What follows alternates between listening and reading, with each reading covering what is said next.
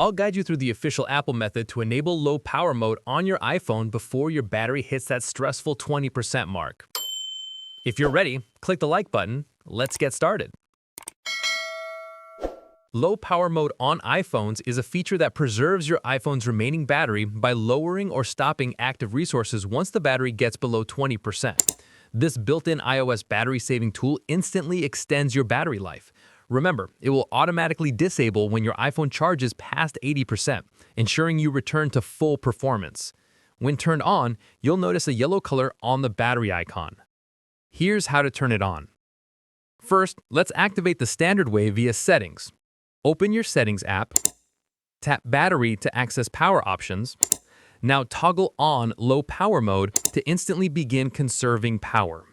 Here's how to add the Low Power Mode button to your Control Center for quick access. Swipe down from the top right of your screen to open Control Center. Tap the plus icon at the top left to enter Edit Mode. Scroll down and tap Add Control to open the controls gallery.